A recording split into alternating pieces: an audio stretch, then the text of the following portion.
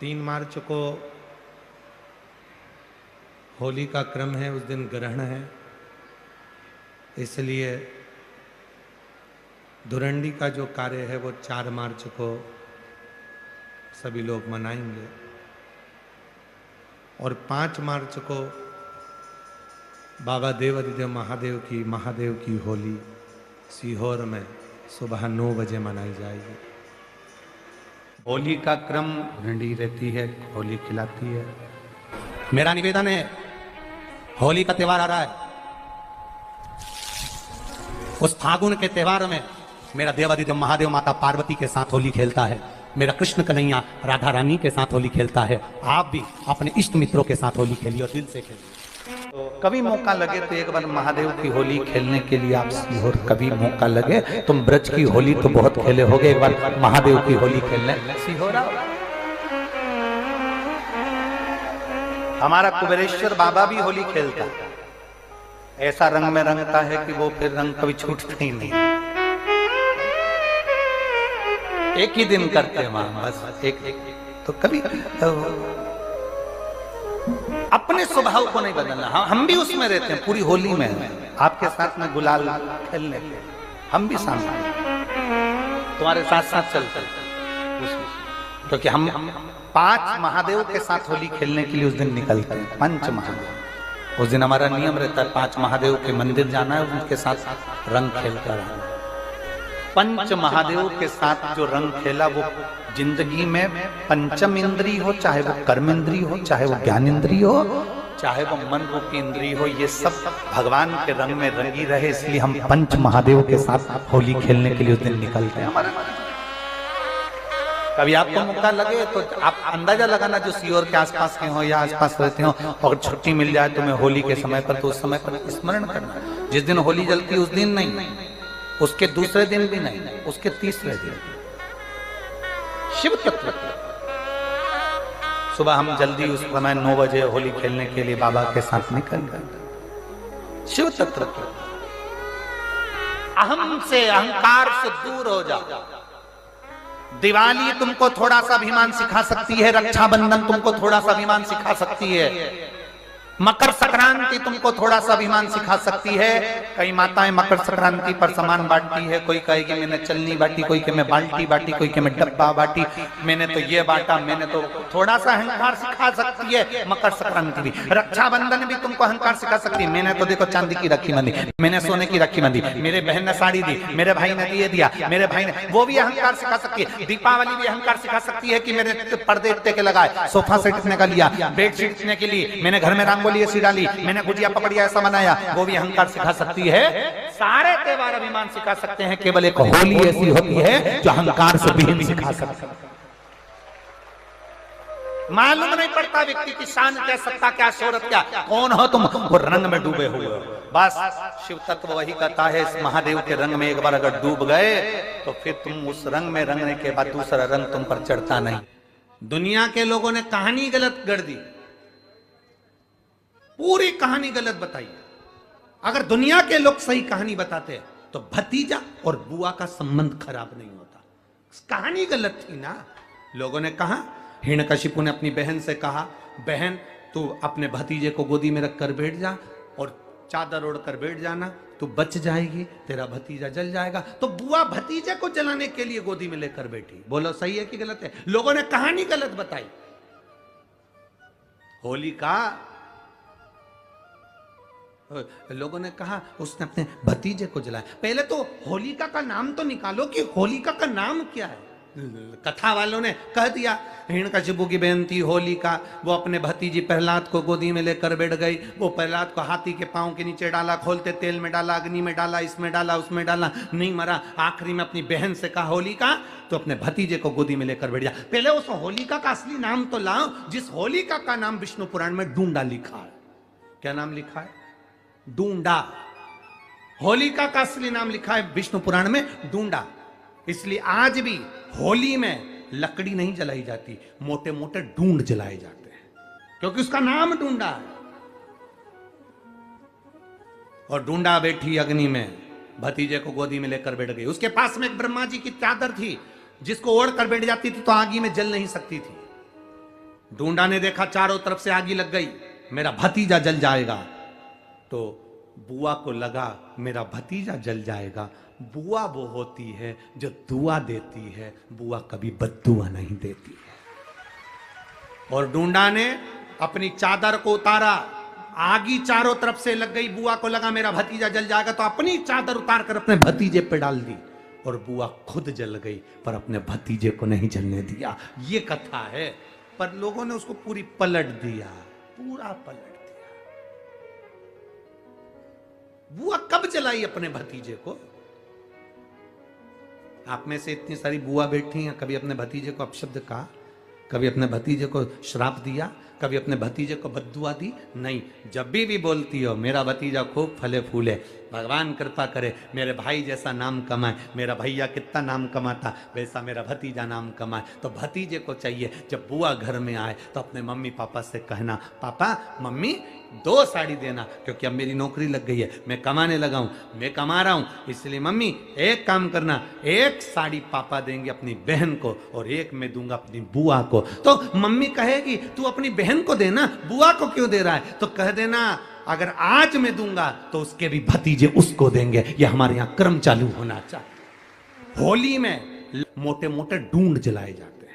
ढूंढा की राख तैयार होती है, उसका कालापन जो तैयार होता है उसको उठाकर ले आए और कपड़े में उसको छान कर राख तैयार कर 3-4 बार छानने के बाद उस भस्म को 12 बजे से 1 बजे के बीच में शिव जी को समर्पित कर देता है और उस भस्म को उठाकर उसमें घी मिलाकर मस्तक पर तिलक लगाकर चले जाता है। वो जिंदगी में कभी हार नहीं सकता, विजय ही पाता है, उसकी कभी हार नहीं हो सकता।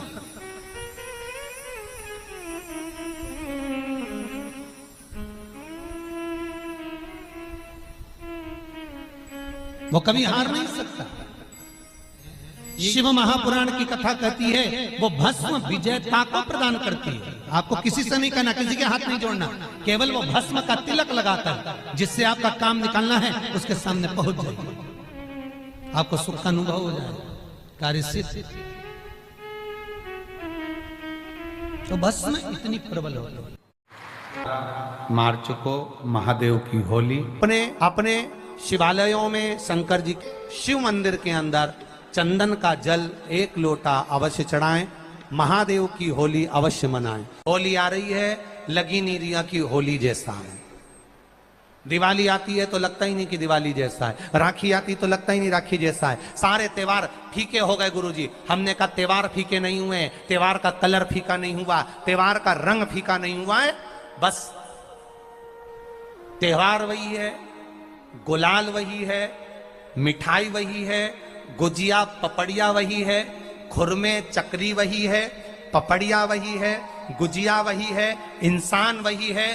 बस बाजार में से जो रौनक समाप्त नहीं हुई है, रौनक आपके भीतर की समाप्त हो गई। आपके भीतर इतनी ईर्ष्या भराती गई, इतनी ईर्ष्या भराती गई, इतनी ईर्ष्या भराती गई कि वो ईर्ष्या के कारण, उस अहंकार के कारण, उस अहम के कारण तुम एक दूसरे से मिलना पसंद नहीं कर पाते। पहले के लोग कहते थे हमारे यहाँ जब होली होती थी इतने लोग आते थे, मिलने जाते थे, गुलाल लेकर जाते थे। आजकल तो कोई दिखता नहीं है। कारण केवल इतना सा है, तुम्हारा अहंकार, तुम्हारा ईगो, तुम्हारा अभिमान तुम्हें अपने घर से बाहर नहीं निकालता। तुम घर से बाहर नहीं निकलते अपने अहंकार के कारण, अपनी काया के कारण, अपनी अभिमतता के कारण। आप दूसरे से मिलना पसंद नहीं करते। जरा सा कोई ने कलर लगाया तुम्हें क्रोध आ गया, जरा सा किसी ने गुलाल लगाया तुम्हें गुस्सा आ गया, जरा सा कोई आया भाभी जी भैया जी करके गुलाल लगा गया, तुम न न न न न न न न न न कहां जाओ। इतने वीआईपी हो गए, इतने वीआईपी हो गए, इतने वीआईपी हो गए कि अपने त्योहारों से भी दूर हो गए। मेरा निवेदन है, होली का त्योहार आ रहा है,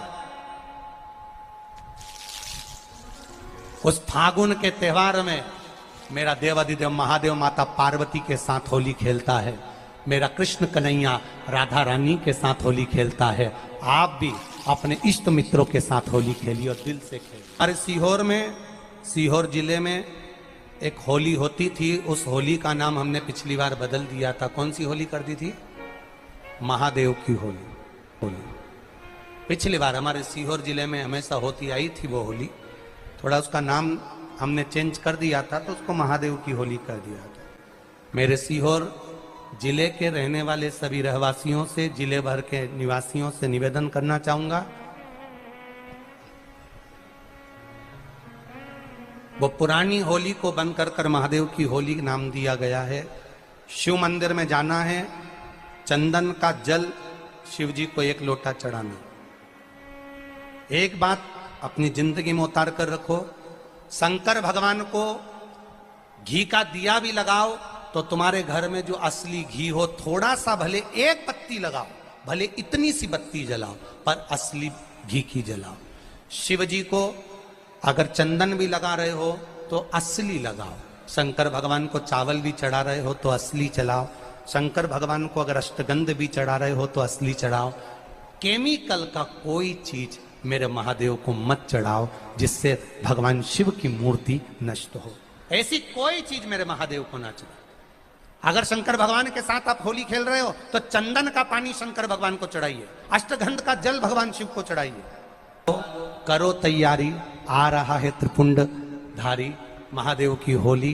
बड़े आनंद के साथ मेरा निवेदन, अपने शिवालयों में, शंकर जी के मंदिरों में, सीहोर जिले के प्रत्येक शिव मंदिर के अंदर चंदन का जल 1 लोटा अवश्य चढ़ाएं, महादेव की होली अवश्य मनाएं। और भाव के साथ 5 मंदिर हम भी जाएंगे, कोई जुलूस नहीं, कोई क्रम नहीं, बस बाबा को आराम से जल चढ़ाना ही एक नियम है और बाबा को जल चढ़ाएंगे। आप सब बड़े आनंद के साथ महादेव की होली का स्मरण करिए। महादेव की होली के दिन और बेलपत्री की जड़ के नीचे जाकर प्रयास करा करो कि लाल चंदन का जल, लाल चंदन को घिसकर कलश में उस चंदन को डालकर जल भरकर उसको बेलपत्री की जड़ के नीचे सींचन करने का प्रयास करा करो। है कि धीरे धीरे कर कर वो दुख समाप्त होगा, वो दुख कटेगा ही। एक बहुत ध्यान देने वाली बात है कि अगर मान लो कि कहीं पैसा अटक गया है, नहीं आ रहा है, बहुत अथक प्रयास कर लिया, चंदन का जो जल होता है ये व्यक्ति के जीवन में जो धन कहीं रुक गया, अटक गया, नहीं दे रहा, बेलपत्री के वृक्ष के नीचे, जड़ के नीचे सींचन करने से वो प्राप्त होता है। अथर्ववेद में वर्णन किया गया कि पीपल के वृक्ष की जो जड़ होती है, बेलपत्री के वृक्ष की जो जड़ होती है और आंवले के वृक्ष की जो जड़ होती है, इसके नीचे स्वर्ग का निवास होता है। किसका निवास है? स्वर्ग का निवास। जहां पर ये वृक्ष होता है और उस वृक्ष के नीचे बैठकर हम जब किस जल का सींचन कर रहे हैं, जैसे अभी आपको कहा था कि जल में अगर लाल चंदन मिला हो और आप बेलपत्री के जड़ में सींचन कर रहे हैं तो लक्ष्मी की आवक बढ़ेगी। कहीं पैसा अपना अटक गया, नहीं आ रहा, आएगा। पीपल की जड़ में इत्र का जल, पीपल की जो जड़ होती है उसमें इत्र का पानी, थोड़ा सा जल, उसमें थोड़ा सा इत्र का भाग हो महाराज, और आप भगवान पीपल देव, पीपलेश्वर महादेव का स्मरण कर कर पीपल की जड़ में अगर जल चढ़ा रहे हैं और मान लो शरीर में कोई कष्ट हो गया है, शरीर में कोई रोग हो गया है, कोई मालूम पड़े ये हाथ 4 दिन से दुख रहा है या 4 दिन से ये नस दब गई है या ये कमर दब रही है, तो आप 2-4 दिन कर देखो। कलश के अंदर जल, जल में इत्र का थोड़ा सा भाग, पीपल की जड़ के नीचे आप उसका सींचन करिए पीपलेश्वर महादेव के नाम से। उस जल को थोड़ा सा भाग लेकर आ जाओ उसी में से जो चढ़ाया है, और उस स्थान पर जहां कष्ट है उसको लगाना प्रारंभ करिए। 2 दिन 3 दिन कर देखो। प्रैक्टिकल करने में क्या जाता है? सीहोर वाला महाराज झूठ बोल रहा हो तो कभी कभी अगर ऐसा लगे जीवन में कि दुख बहुत ज्यादा आ गया है, बहुत तकलीफ आ गई है, तो लाल चंदन को घिसकर उस लाल चंदन का लेपन भगवान शंकर पर कर कर फिर पानी चढ़ाओ। अगर कोई संकट भारी है और निकट रहा, जैसे किसी नारी का गर्भ नहीं ठहर रहा, 15 साल हो गए, 20 साल हो गए, 25 साल, जैसे इसने लिखा एक माता ने कि 18 साल की बेटी हो गई थी पर संतान में पुत्र नहीं, तो उसने भाव से कथा सुनी। ऐसे आपके भीतर अगर 20 साल हो गए, 25 साल हो गए, 30 साल हो गए, संतान का सुख ही नहीं है, लाल चंदन का लेपन बाबा भोलेनाथ पर करना प्रारंभ करो। पीठिका पर लाल चंदन का लेपन करना प्रारंभ करो। लाल चंदन से बाबा का श्रृंगार करना प्रारंभ करो। एक बेलपत्री पर लाल चंदन, दोनों पत्ती नीचे वाली, जो नीचे की जो 2 पत्ती होती है, इस पे लाल चंदन और बीच वाली पत्ती पर पीला चंदन लगाकर बाबा के शिवलिंग को समर्पित करिए। बाबा से प्रार्थना करिए, रोज प्रार्थना करो। परंतु एक बात का स्मरण रहे, 25 साल हो गए, 20 साल हो गए, 30 साल हो गए, संतान नहीं, तो पहले जल से अभिषेक कराना। अभिषेक कराकर उस जल का आचमन करने के बाद हाथ को खासा करना, धोना। उसके बाद में फिर वापिस बाबा का स्नान कराओ, फिर चंदन का लेपन कराओ, फिर 1 लोटा जल चढ़ाकर बाबा का स्नान कराओ। बाबा का बड़ा सुंदर भाव से लाल चंदन से जो अभिषेक करता है, बाबा को लेपन कर कर फिर जल चढ़ समर्पित करता है, निश्चित है उसकी गोदी मेरा देव अधिदेव महादेव जरूर भरता है। ये निश्चितता है।